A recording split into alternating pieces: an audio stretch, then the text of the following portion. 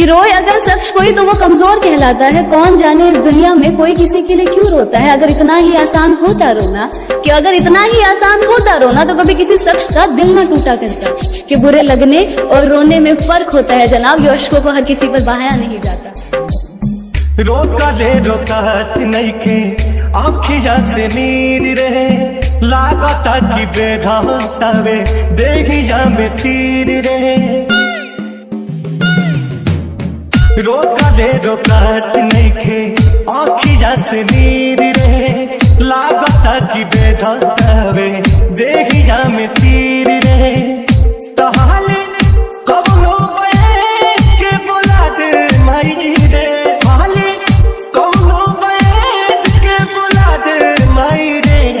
बिना जान के जियल नाही जाई हमके, सुइया जहर के लगवा दे माई रे।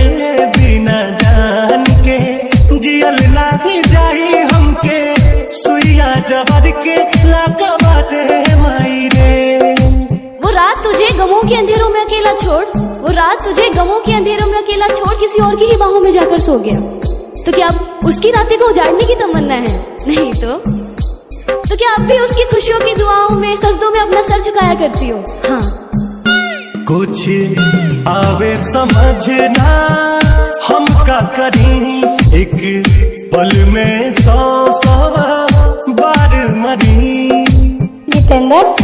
जितेंद्र कुछ आवे समझना हम का करी, एक पल में 100 बार मरी।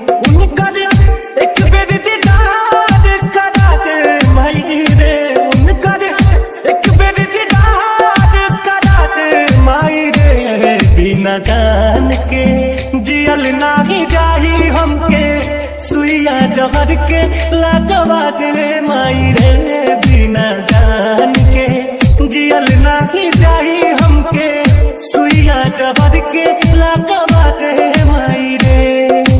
गुजरो जब भी तुम इन आंखों के सामने से, ये नजरें तुम पर ही आके रुक जाना। तुम्हारा मुझे देखकर बस मुस्कुरा जाने से मानो मेरा दिल का था बन जाना।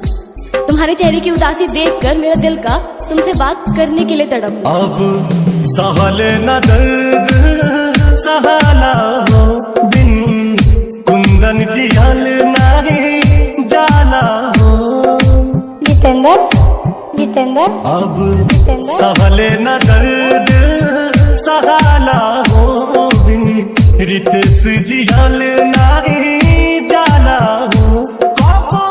जहाँ की नई सन सुता दे माई रे, जहाँ की नई सन सुता दे माई रे। बिना जान के जियल नाही जाई हमके, सुइया जहर के लगवा दे माई रे। बिना जान के जियल नाही जाई हमके, सुइया जहर के लगवा दे माई रे।